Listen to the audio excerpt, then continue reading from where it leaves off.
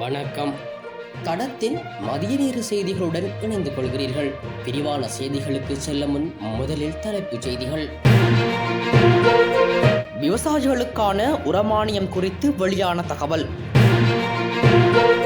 கொட்டி தீர்க்கப் போகும் மழை, மக்களுக்கு விடுக்கப்பட்ட எச்சரிக்கை. எரிபொருள் விலை மேலும் குறைக்கப்படுமா? அரசாங்கம் வெளியிட்ட அறிவிப்பு. உள்ளூராட்சி மன்ற தேர்தலுக்கு பின் பிரதமர் பதவியில் மாற்றமா? வெளியான தகவல். மீனவர்கள் கடலுக்கு செல்ல தடை, மோடிக்கு எதிராக கருப்பு கொடி போராட்டம். பணத்தகராறு, கூறிய ஆயுதத்தால் தாக்கி சகோதரர் உயிரிழப்பு. மீண்டும் அமுலுக்கு வரும் பராட்டே சட்டம். நாட்டில் உள்ள விவசாயிகளுக்கு சிறுபோகத்திற்கான உரமானியத்தை வழங்குவதற்கு அரசாங்கம் இதுவரை எந்த ஒரு திட்டத்தையும் தயாரிக்கவில்லை என்று தகவல் வெளியாகியுள்ளது. குறித்த விடயத்தை தேசிய விவசாயிகள் ஒன்றியம் தெரிவித்துள்ளது. அத்துடன் விவசாயிகள் தங்கள் பயிற்சிகை பணிகளை ஆரம்பித்திருந்தாலும் இதுவரை உரமானியம் வழங்குவதற்கான அடிப்படை நடவடிக்கைகள் கூட மேற்கொள்ளப்படவில்லை என அதன் தலைவர் அனுராதா தென்னக்கோன் குறிப்பிட்டுள்ளார். இது தொடர்பாக ஊடகம் ஒன்று விவசாய சேவைகள் ஆணையாளர் நாயகம் யூபி ரோகன ராஜபக்சவிடம் வினவிய போது உரமானியம் வழங்குவதற்கான சுற்றறிக்கை அடுத்த சில நாட்களுக்குள் வெளியிடப்படும் என அவர் தெரிவித்தார். அவர் மேலும் தெரிவிக்கையில், சிறுபோகத்திற்கான உரமானியத்தை விவசாயிகளுக்கு வழங்குவது பெரும்போகத்திற்கு சமமாகவே வழங்க திட்டமிடப்பட்டுள்ளது. 1 ஹெக்டேருக்கு 5000 ரூபாய் வீதம் முதல் கட்டத்தில் 15,000 ரூபாவும் மற்றும் இரண்டாவது கட்டத்தில் 10,000 ரூபாவும் வழங்கப்படும். அதிகபட்சமாக 2 ஹெக்டேருக்கு மட்டுமே வழங்க திட்டமிடப்பட்டுள்ளது. இதுவரை அதற்கான சுற்றறிக்கையை நாங்கள் வெளியிடவில்லை. அடுத்த 2 அல்லது 3 நாட்களுக்குள் அது நடைபெறும் என நினைக்கின்றேன். மேலும் விவசாயிகளுக்கு மற்ற பயிர்களுக்காகவும் 1 ஹெக்டேருக்கு 15,000 ரூபாவும் வழங்க திட்டமிடப்பட்டுள்ளது என அவர் தெரிவித்துள்ளார். இதுவரை நிறுத்தி வைக்கப்பட்டிருந்த பராட்டே சட்டம் இன்று முதல் மீண்டும் செயல்படுத்தப்பட்டுள்ளது. நபர் ஒருவர் வங்கியில் அடகு வைத்த சொத்தை மீட்கவில்லை என்றால் அந்த சொத்துக்களை பகிரங்க ஏலத்திற்கு விற்று அதன் மூலம் வங்கிக்கு செலுத்த வேண்டிய கடன் மற்றும் வட்டி தொகையை மீட்டெடுக்கும் வகையில் இந்த பராட்டே சட்டம் செயல்படுத்தப்படுகின்றது. இந்த சட்டம் பொருளாதார நெருக்கடியின் போது தற்காலிகமாக நிறுத்தப்பட்டிருந்த நிலையில் தற்போது மீண்டும் அமலுக்கு கொண்டு வரப்பட்டுள்ளது. நேற்று நள்ளிரவு முதல் நடைமுறைக்கு வரும் வகையில் பெட்ரோலின் விலை 10 ரூபாயினால் குறைக்கப்பட்ட நிலையில் எதிர்காலத்தில் எரிபொருள் விலை மேலும் குறைக்கப்படுமா என்பதற்கு அரசாங்கம் இன்று பதில் வழங்கியுள்ளது. இதன்படி எரிபொருள் விலையை மேலும் குறைக்க முடியாது என அறிவியல் மற்றும் தொழில்நுட்ப அமைச்சர் கிரிசாந்த அபேசன தெரிவித்துள்ளார். இது தொடர்பில் அவர் தெரிவித்துள்ளதாவது, எரிபொருள் விலையை குறைக்க வேண்டும் என்று நாங்களும் விரும்புகின்றோம். ஆனால் தற்போது அதற்கு வாய்ப்பில்லை. ஏனெனில் நாங்கள் இன்னும் சர்வதேச நாணய நிதியத்தின் நிபந்தனைகளுடன் இருக்கின்றோம். அத்துடன் அரசாங்கத்திற்கு வருமானம் இருக்க வேண்டும். சடுதியாக விலையை குறைப்பது கடினம். நாங்கள் புதுப்பிக்கத்தக்க எரிசக்தி பக்கம் செல்ல வேண்டியிருக்கின்றது. அதனால்தான் இந்திய பிரதமர் இங்கு வரும்போது புதுப்பிக்கத்தக்க எரிசக்தி தொடர்பான ஒப்பந்தங்களை நோக்கி செல்ல உள்ளோம். அப்படி சென்றுதான் எங்களால் மின்சார கட்டணத்தை குறைக்க முடியும். எரிபொருளுடனும் எங்களுக்கு ஒரு சமநிலைப்படுத்தல் செய்ய வேண்டியிருக்கின்றது. இதை சர்வதேச நாணய நிதியம் அறிந்திருக்கிறது. அந்த இடத்திற்கு உடனடியாக செல்ல முடியாது. ஆனாலும் அரசாங்கம் ஆட்சிக்கு வந்த பின்னர் பலமுறை எரிபொருள் விலையை குறைத்திருக்கின்றோம். இந்த முறை 10 ரூபாவால் குறைத்திருந்தாலும் இதற்கு முன்பும் அரசாங்கம் பல்வேறு அளவுகளில் விலையை குறைத்துள்ளது என அவர் தெரிவித்துள்ளார்.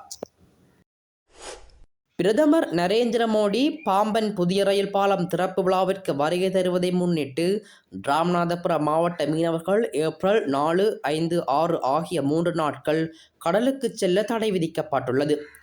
பாம்பன் புதிய ரயில் பாலத்தை திறந்து வைப்பதற்காக பிரதமர் நரேந்திர மோடி ஏப்ரல் 6ஆம் தேதி ராமேஸ்வரம் செல்ல உள்ளார்.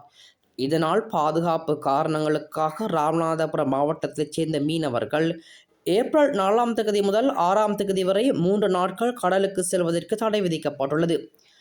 மேலும் பாம்பன் மன்னார் வளைகுடா மற்றும் பாம்பன் பாக் ஜலசந்தி கடற்பகுதியில் நிறுத்தப்பட்டுள்ள விசைப்படகுகள் மற்றும் நாட்டு படகுகளை பாம்பன் குந்துக்கால் மீன்பிடி இறக்குதளத்தில் நிறுத்துமாறு மீன்வளத்துறையினர் அறிவுறுத்தியுள்ளனர். இந்நிலையில் இலங்கை சிறையில் அடைக்கப்பட்டிருக்கும் தமிழக மற்றும் புதுச்சேரி மீனவர்களை விடுதலை செய்ய இலங்கை அரசுக்கு அழுத்தம் கொடுத்தர வேண்டும் என்பன உள்ளிட்ட கோரிக்கைகளை வலியுறுத்தி ராமேஸ்வரம் வரும் பிரதமர் நரேந்திர மோடிக்கு கருப்பு கொடி கட்டி போராட்டம் நடத்தப்படும் என அகில இந்திய மீனவர் காங்கிரஸ் அறிவித்துள்ளது. தெற்கு மற்றும் கிழக்கு மாகாணங்களில் அவ்வப்போது மழை அல்லது இடியுடன் கூடிய மழை பெய்யக்கூடும் என வளிமண்டலவியல் திணைக்களம் எதிர்வு கூறியுள்ளது. வளிமண்டலவியல் திணைக்களம் இன்று வெளியிட்டுள்ள அறிக்கையில் இதனை தெரிவித்துள்ளது. நாட்டின் ஏனைய பகுதிகளில் பிற்பகல் அல்லது இரவு நேரங்களில் சில இடங்களில் மழை அல்லது இடியுடன் கூடிய மழை பெய்ய வாய்ப்புள்ளதாகவும் அந்த திணைக்களம் குறிப்பிட்டுள்ளது. மத்திய, வடமேற்கு மற்றும் வடமத்திய மாகாணங்களிலும் மன்னார் மற்றும் வவுனியா மாவட்டங்களிலும் சில இடங்களில் 100 மில்லிமீட்டருக்கு மேல் கனமழை பெய்யக்கூடும் எனவும் எதிர்பார்க்கப்படுகின்றது.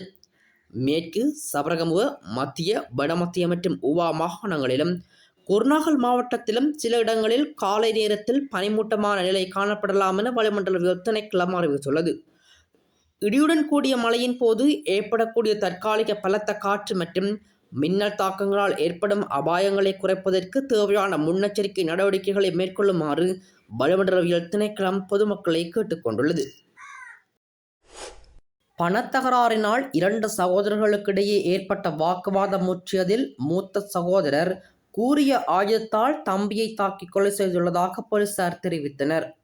ஜாயல போலீஸ் பிரிவுக்குட்பட்ட ஏக்கல சார்ந்த மேற்கு மாவட்ட பகுதியில் நேற்று செவ்வாய்க்கிழமை இந்த சம்பவம் பதிவாகியுள்ளது. உயிரிழந்துள்ளவர் ஏக்கல சார்ந்த மேற்கு மாவட்டத்தைச் சேர்ந்த 24 வயது இளைஞர் என தெரிய வந்துள்ளது.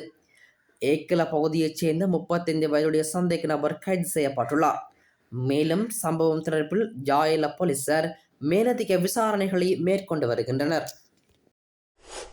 இலங்கையில் உள்ளூராட்சி மன்ற தேர்தலுக்கு பின்னர் பிரதமர் பதவியில் மாற்றம் செய்யக்கூடிய சாத்தியம் உண்டு என மேல்மாகாண சபையின் முன்னாள் உறுப்பினர் பருண ராஜபக்ச தெரிவித்துள்ளார். மேலும் பிரதிநிதி அமைச்சர் பதவியிலும் மாற்றம் செய்யப்படலாம் என அவர் தெரிவித்துள்ளார். இந்த விடயம் தொடர்பில் அவர் தனது சமூக ஊடக கணக்கில் காணொலி ஒன்றை பகிர்ந்துள்ளார். தற்போதைய பிரதமர் ஹருணி அமரசூரியவிற்கு பதிலாக பிமல் ரத்நாயக்க பிரதமராக நியமிக்கப்படலாம். மேலும் பிரதிநிதி அமைச்சர் பதவிக்கு ஒரு தொழிலதிபர் நியமிக்கப்படலாம் என்பதற்கான தகவல்கள் கிடைத்துள்ளதாகவும் அவர் தெரிவித்துள்ளார். வருண ராஜபக்ச கடந்த காலத்தில் மக்கள் விடுதலை முன்னணியின் மேல்மாகாண சபை குழு தலைவராக கடமையாற்றியுள்ளார். தற்போது ஐக்கிய மக்கள் சக்தியின் தொகுதி அமைப்பாளராகவும் பணியாற்றுகின்றார். இதேவேளை இந்த தகவல் தொடர்பில் தேசிய மக்கள் சக்தியோ அல்லது மக்கள் விடுதலை முன்னணியோ இதுவரையில் அதிகாரப்பூர்வ தகவல்கள் எதனையும் வெளியிடவில்லை. விவசாயிகளுக்கான உரமானியம் குறித்து வெளியான தகவல். கொட்டி தீர்க்கப் போகும் மழை, மக்களுக்கு விடுக்கப்பட்ட எச்சரிக்கை. எரிபொருள் விலை மேலும் குறைக்கப்படுமா? அரசாங்கம் வெளியிட்ட அறிவிப்பு. உள்ளூராட்சி மன்ற தேர்தலுக்கு பின் பிரதமர் பதவியில் மாற்றமா? வெளியான தகவல்.